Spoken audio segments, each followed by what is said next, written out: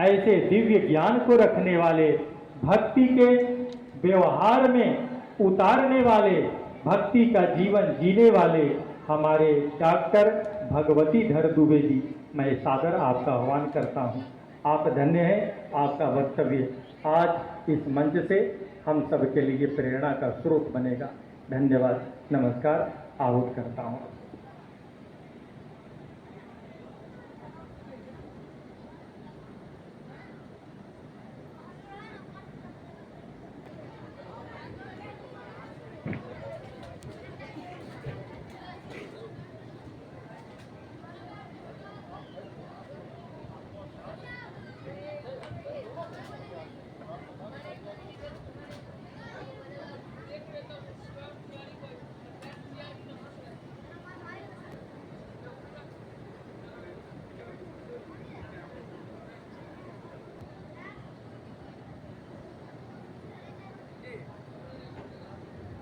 सबसे पहले मैं जगत पूज्य महाराज श्री के चरणों में अपना नमन करता हूं। महाराज की पीठ ने मुझे एक ऐसा अवसर दिया जिसको मुझे 3 युगों की भगवत्ता को जोड़ के सतयुग, द्वापर और त्रेता और उसकी वर्तमान में मूल्य और सार्थकता को कहने का जो महाराज सर ने अवसर दिया, उस अवसर को भी मैं प्रणाम करता हूं। मैं सौभाग्यशाली हूं कि आज महाराज की उपस्थिति ने काशी में एक ऐसा एहसास करा दिया कि शंकर कभी काशी में थे नहीं, शंकर काशी में है। जो शंकर थे वो आज शंकर है। काशी में 2 शंकर हैं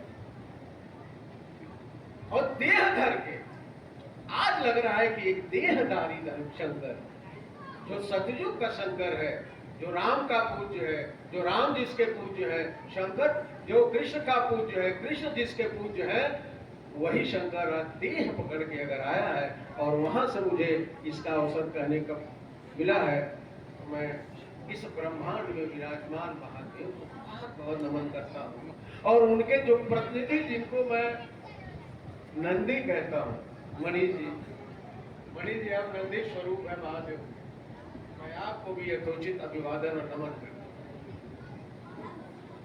यहाँ छात्र बैठे हुए हैं और कुछ प्रबुद्ध तो नहीं, मैं भक्त वक्त कहता हूँ। शंकर के नंदी जी प्रणाम को, मणि जी को भी मेरा प्रणाम पहुंचे। आप उनके नंदी हैं। और मैं थोड़े से उस वक्तव्य को लिए चलता हूं कि क्या भगवत्ता भगवान है कि एक शरीर जिसने द्वापर में देह पकड़ा, वो दशरथ का बेटा है, जो मथुरा में पैदा हुआ, क्या जो मथुरा में पैदा हो वो भगवान है? जो अयोध्या में पैदा हुआ वो भगवान है? कि क्या उसके जीवन शैली की भगवत्ता ने उनको भगवान बनाया? इसका मतलब अभी इस युग में भगवान संभव नहीं है। मैं उसको लिए चलता हूं, बड़े सूक्ष्म वक्तव्यों की तरह मैं आपको लिए चलता हूं। दोनों युग में मैं गीता और रामचरितमानस के मूल सार को लेकर, इसको वेद से जुड़ा के और आपके जीवन मूल्यों की सार्थकता को लेकर मैं चल रहा हूं। यदा यदा ही धर्मस्य ग्लानिर्भवति भारत। आप लोग कुछ बैठे हैं, मैं निवेदन करके सकता हूं, भगवत्ता का प्राकट्य जब किसी के जीवन में ग्लानि होती है तब परमात्मा का अवतरण होता है।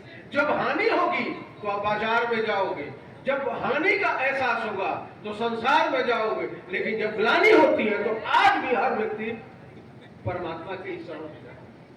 यदा यदा हि धर्मस्य ग्लानिर्भवति भारत। ग्लानि की कोख से, ग्लानि की स्थिति में जो आपके आशा की किरण हो वो है आपका भगवान, वो है कृष्ण। यदा यदा हि धर्मस्य ग्लानिर्भवति भारत। और रामायण में एक बार भूपति मरमाही भई ग्लानि मोरे शतन। जब हानि होती है तो संबंधों को जाते हैं, संसार में जाते हैं, संसार की वासना में उसका दूसरा विकल्प खोजते हैं। लेकिन यहाँ बैठे हुए प्रभु तो हमारे आचार्य कुल में पढ़ने हुए छात्रों से कहता हूं, आज भी जब आपको जीवन में कोई ग्लानि आएगी, भयो ग्लानि मोरे सुत, हानि नहीं कह रहा हमारा कष्ट, ग्लानि कह रहे। और जीवन में गुरु भगवान का प्रतिनिधि होता है, तो गए कहां?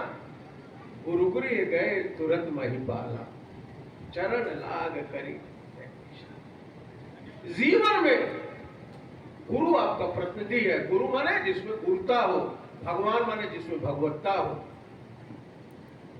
भगवान किसी काल और समय में बाधित, किसी अयोध्या और मथुरा में पैदा होने के लिए बाध्य नहीं है।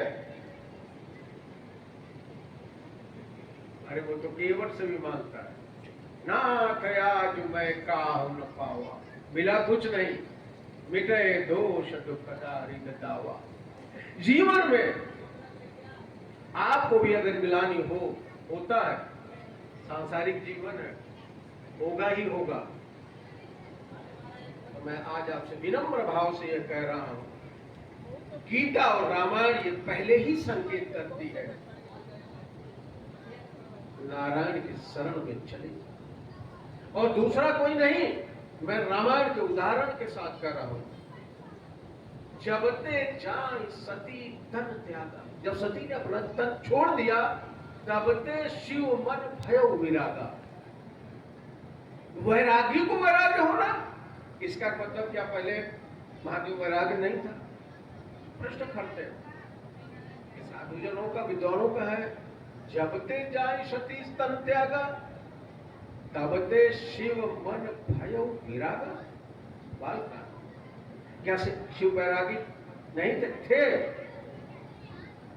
अभी थोड़ा वैराग्य में ये थे कि पत्नी का मुंह फंसा था, पत्नी थी। जबते जाए सती तन त्यागा, सती के पास तन था, थोड़ा भी अगर तन में आपका मन लगा हुआ है तो पूर्ण वैरागी नहीं है। तो महादेव ने किया क्या? जपहु सदा रघुनायक नामा। तुरंत उसके नीचे की लाइन है, अपने जीवन में के वैराग में, अब उस वैराग्य से मुक्ति के लिए महादेव ने क्या किया?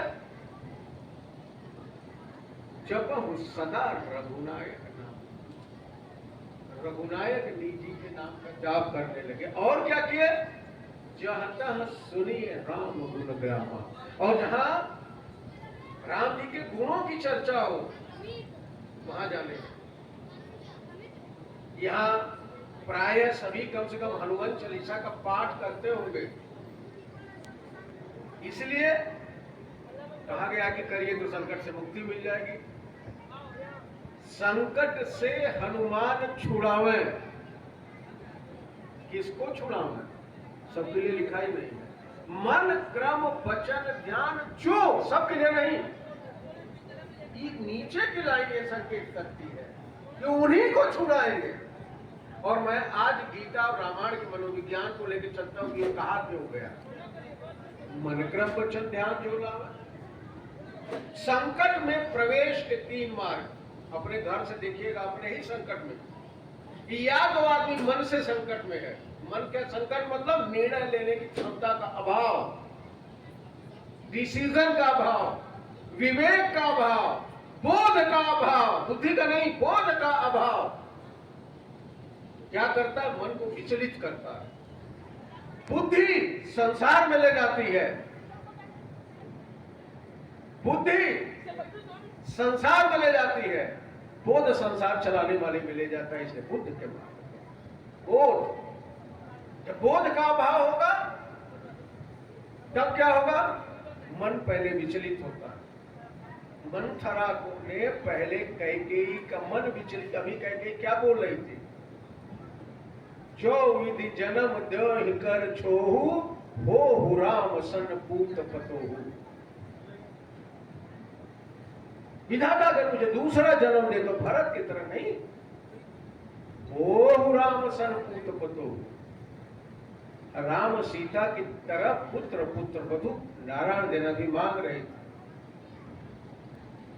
लेकिन नाम मंथरा मंदमति चेत कई होई, अजस पिटारा ताई कर गई गिरामती फेर। सरस्वती ने पहले मन बिगाड़ा। और जिस व्यक्ति का आप भी देखिएगा, जब आप क्रोध में बोलते हैं तो क्रोध सीधा नहीं आता, पहले मन बिगड़ता है। मन बिगड़ने से वाणी बिगड़ती है, और मन वाणी दोनों बिगड़ेगा तो कर्म बिगड़ जाएगा। इसलिए कह रहे हैं संकट से हनुमान छुड़ावे, बचावे नहीं। चले जाइए, कर्मकांडियों का शहर है, ज्ञानी है, उसे पूछे, कहेंगे ये करिए आप संकट से बच जाएंगे। अकेले देवता है, संकट से हनुमान छुड़ावे, मतलब पढ़ भी गए तो कोई दिक्कत नहीं, लेकिन सबके लिए नहीं। मन क्रम वचन ध्यान जोला। जो व्यक्ति अपने जीवन में मन का सावधानी पूर्वक ध्यान पूर्वक प्रयोग करता है, कर्म का सावधानी पूर्वक प्रयोग करता है, वचन का सावधानी पूर्वक पढ़ता है, तो अरे महाराज इसको संकट अइबे नहीं करता तो छुड़ाने की जरूरत है। मनोविज्ञान संकट तो ये तो तीन दरवाजे हैं। ये केवल राम और कृष्ण है जिनके ऊपर वाणी से संकट नहीं आया। उधर मन एवं मनुष्यानाम कारणम बंध मोक्षो, गीता ललकार के कहती है आपके बंधन का कारण क्या है? मन एवं मनुष्यानाम कारणम बंध मोक्ष। किसका बंधन? मोह का क्षय मोक्ष, और कुछ नहीं है। अभी आप के साथ मोह न जुटे, आपको किसी के आने के, किसी के जाने के, किसी के मान के, सम्मान की, किसी के प्रतिष्ठा का कोई मूल्य तब तक है जब तक आप उस प्रतिष्ठा के मोह से फंसे हैं। मन एवं मनुष्यानाम कारणम बंध मोक्ष। मन बंधन का कारण ही नहीं है, मोक्ष का भी कारण है। हम विकारों से बंधे हैं, हम दिखावा से बंधे हैं, हमको सम्मान चाहिए।